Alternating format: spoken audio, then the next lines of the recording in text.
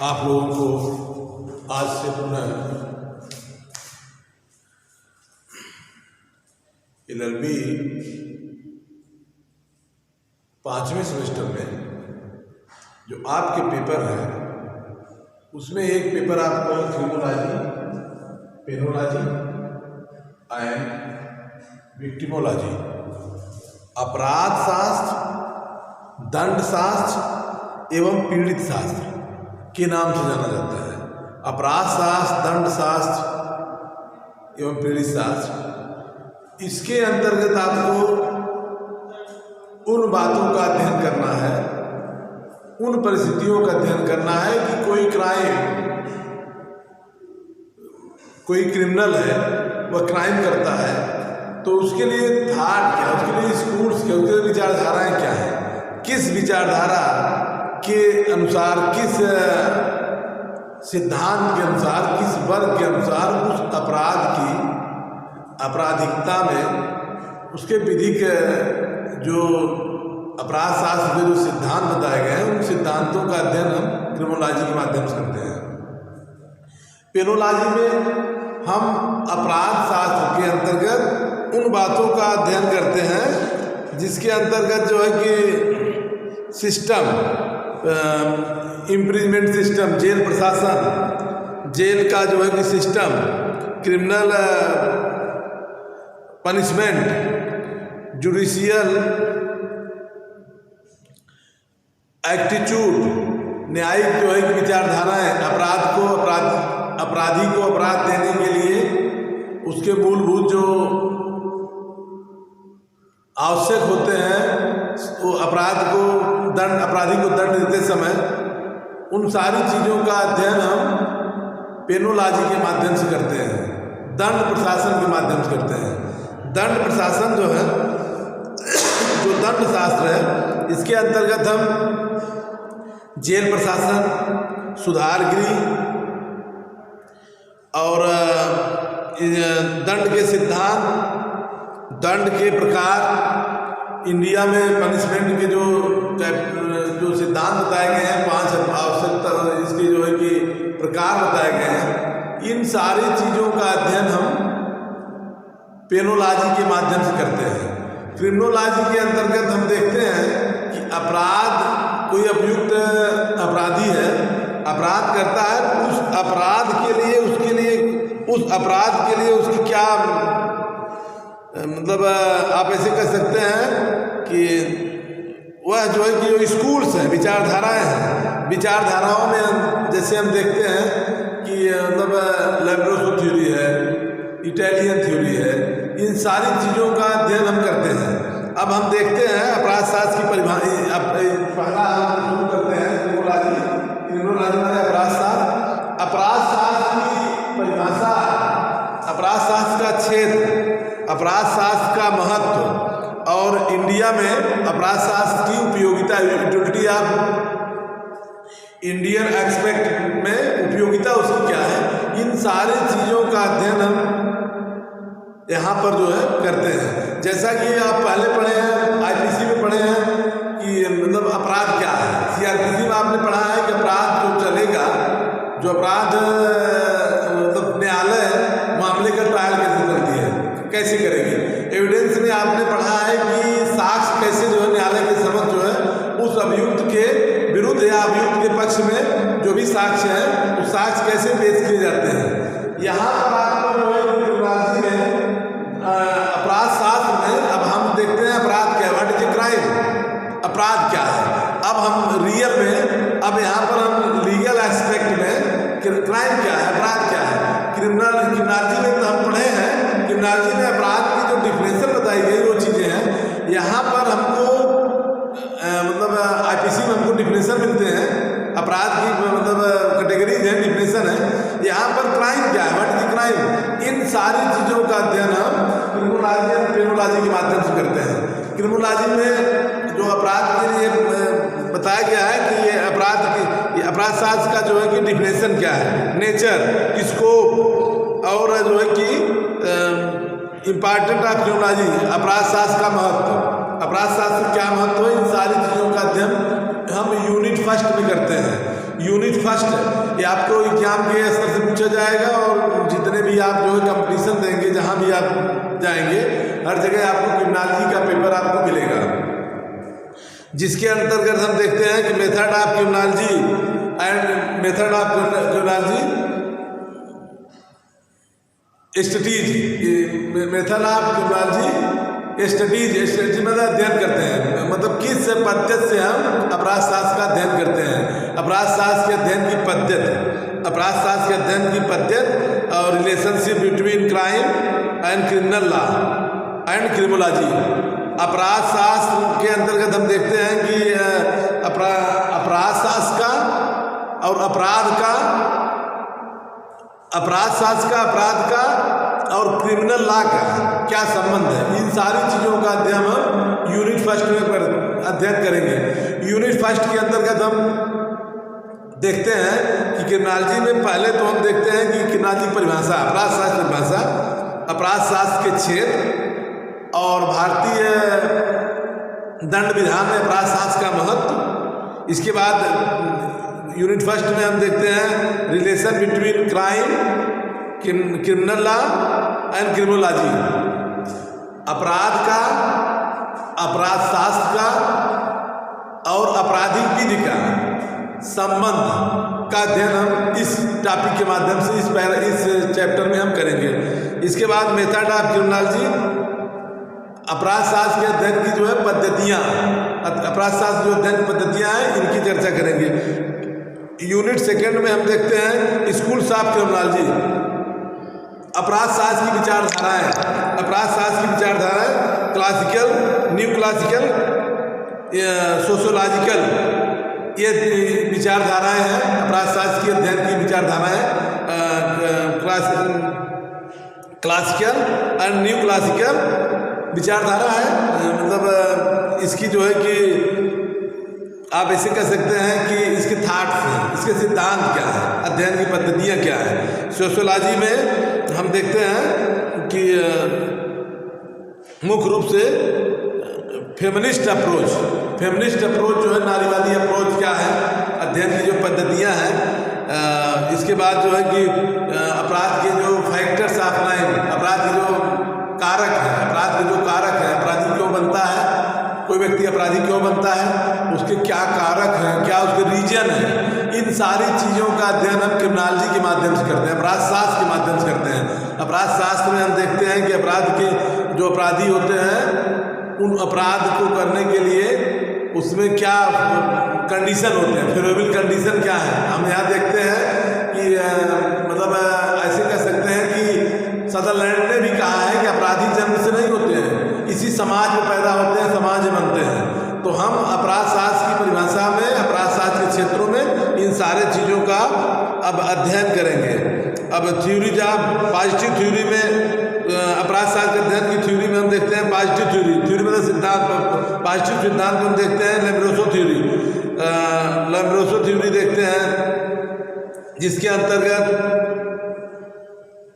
गैरोफेलो की थ्योरी है, economic approach है, ये मतलब इसके बाद जो है कि साइको एनालिसिस अप्रोच है।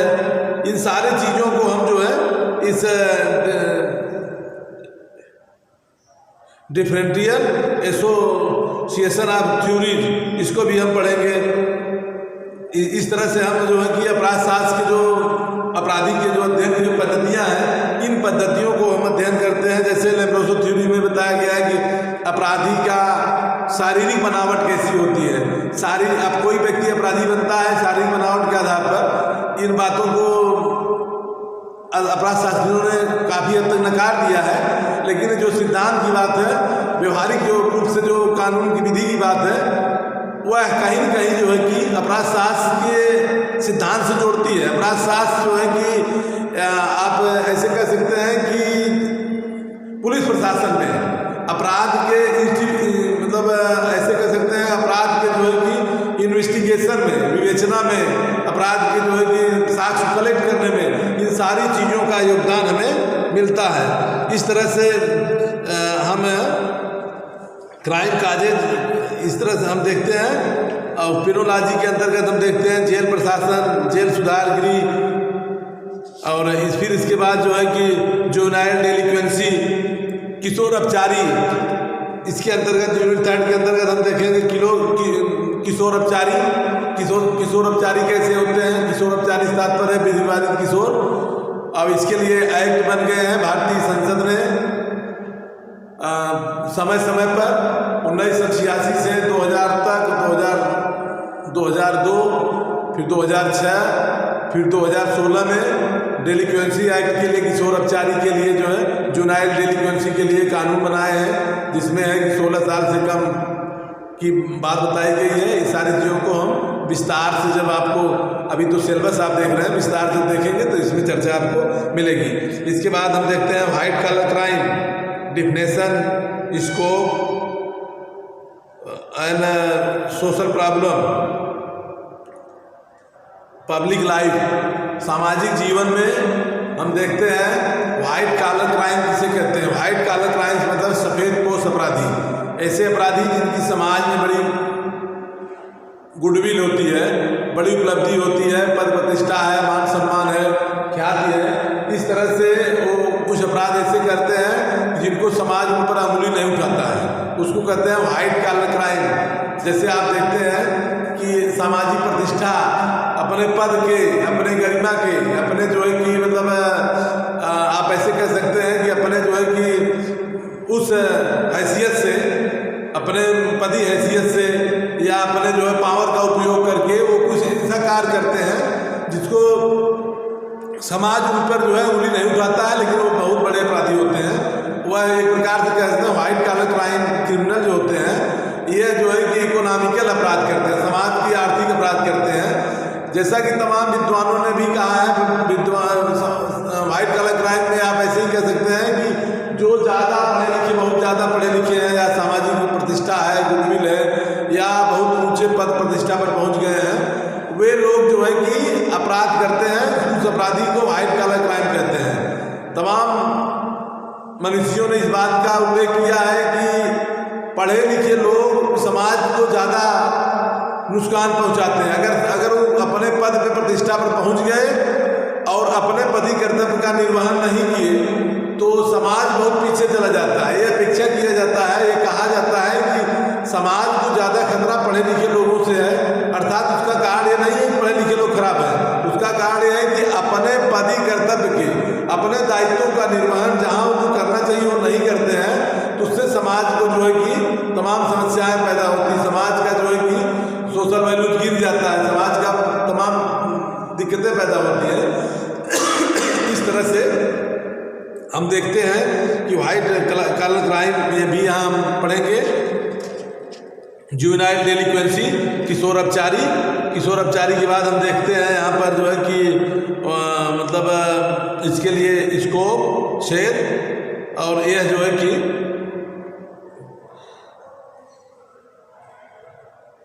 अच्छा अपराध के लिए जो है कि काजेज ऑफ क्राइम, जिसके अंतर्गत वोमेन काजेज, प्रिवेंशन, ये आज चीज़ों को जो है कि हम यहाँ देखेंगे। तो हम एक चीज़ हम देखते हैं, एक परिभाषा हम अभी क्लियर करने का प्रयास करते हैं कि अपराध शास्त्र क्या है। अपराध शास्त्र वह अध्ययन है जिसके विषय वस्तु के अंतर्गत अपराध की व्याख्या था, इसके निरोध के साथ साथ अपराधियों के, बाल अपराधियों के दंड उपचार संबंधी अध्ययन किया जाता है। अपराध शास्त्र के अंतर्गत हम देखते हैं कि उन बातों का अध्ययन किया जाता है जिसके अंतर्गत जो है कि अपराध शास्त्र के अंतर्गत हम ऐसे कह सकते हैं कि अपराध की, आपराधिकता की और उन व्यवस्थाओं का जिसके अंतर्गत अपराध रोका जाता है उनका अध्ययन किया जाता है। सदरलैंड ने कहा है, सदरलैंड की परिभाषा है कि अपराध शास्त्र ज्ञान की वह शाखा है जो सामाजिक घटना के रूप में अध्ययन करती है। Criminology is a body of knowledge recognise in the crime and the social phenomenon. अपराध जो है सामाजिक घटना का एक रूप है। सदरलैंड ने कहा है, सदरलैंड के डिफिनेशन में अपराध घटना क्राइम क्या है, अपराध क्या है। सदरलैंड ने कहा है कि अपराध सामाजिक घटना का एक रूप है। अपराध क्या है? सामाजिक घटना का एक रूप है। समाज में जो घटनाएं घटती हैं उन घटनाओं का हम वैज्ञानिक तरीके से, क्रमबद्ध तरीके से अध्ययन करते हैं, उसको हम अध्ययन करके उसका विश्लेषण करते हैं। कोई भी विधि व्यवस्था बनती है, कोई भी सिस्टम बनता है, उसका सामाजिक पहलू पर क्या प्रभाव पड़ता है, सामाजिक क्या परिस्थितियाँ बनती हैं, इन सारी चीज़ों का अध्ययन हम क्रिमिनोलॉजी के माध्यम से, अपराध शास्त्र के माध्यम से करते हैं। तो इस तरह से हम कह सकते हैं कि अपराध क्या है? अपराध सामाजिक घटना का एक रूप है।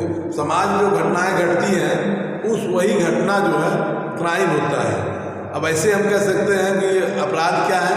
अपराध देखिए, ऐसे भी आप कह सकते हैं कि अपराध एक गतिशील अवधारणा है जिसके अनेक रूप और आयाम हैं।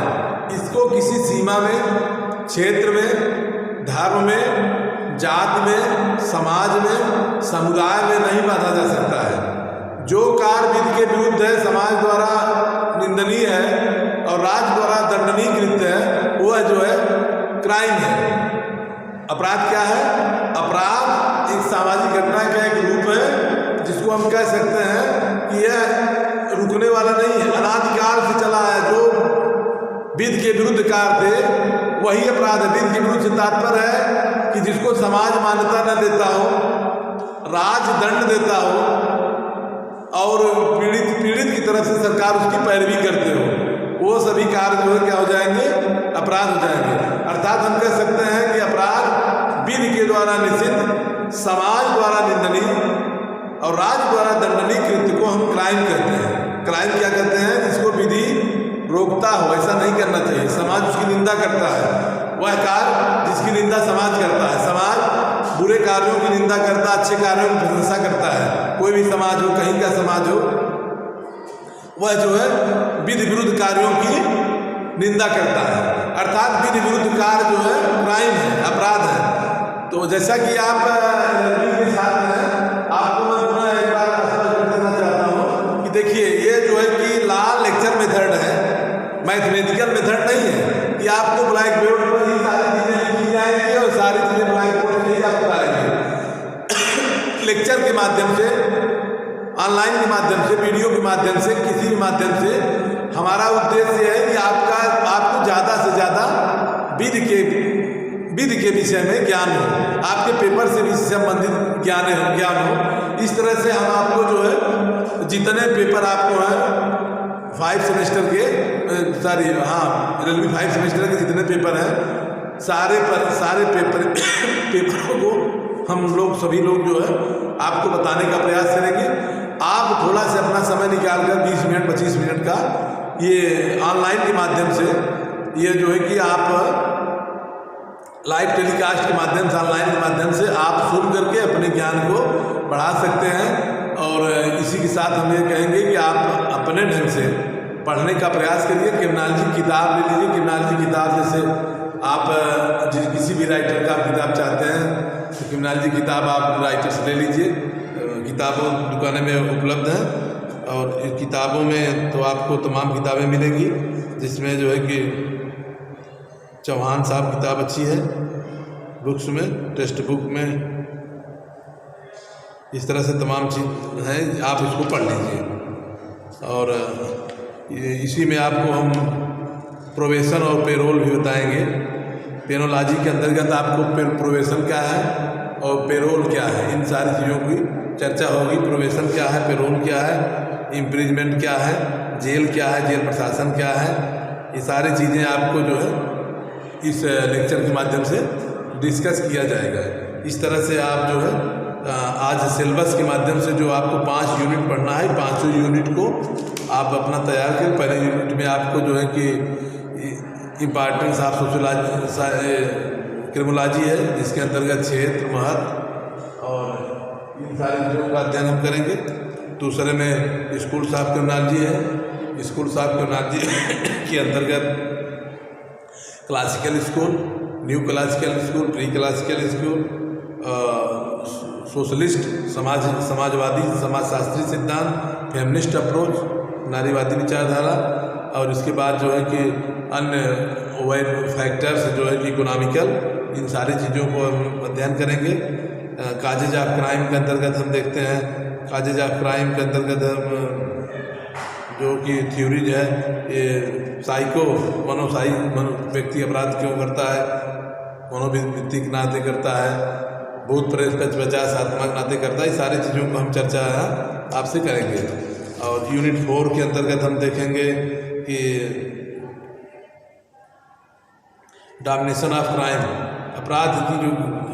क्राइम की गिरावट जो आती है, इसमें देखते हैं हम कि वाइट कॉलर क्राइम, सफ़ेद पोश अपराधी की डेफिनेशन, स्कोप, क्षेत्र, इन सारी चीज़ों का हम चर्चा करते हैं। जिसके अंतर्गत हम देखते हैं कि जुनाइल डेलिक्वेंसी, किशोर अपचारी, जुनाइल डेलिक्वेंसी मतलब किशोर अपचारी उसको कहेंगे जो विवादित किशोर है, जिसके अंतर्गत चाइल्ड केयर प्रोटेक्शन एक्ट भी बन गए हैं, तमाम तरह के एक्ट बन गए हैं। भारतीय संसद ने 1986 से 2020 तक के तमाम चाइल्ड डेलिक्वेंसी के लिए कानून बनाया है, उनका भी चर्चा हम करेंगे। इसके बाद क्राइम में वुमेन क्राइम जो महत्वपूर्ण है, इस पर भी आपको मतलब यहाँ जानना है।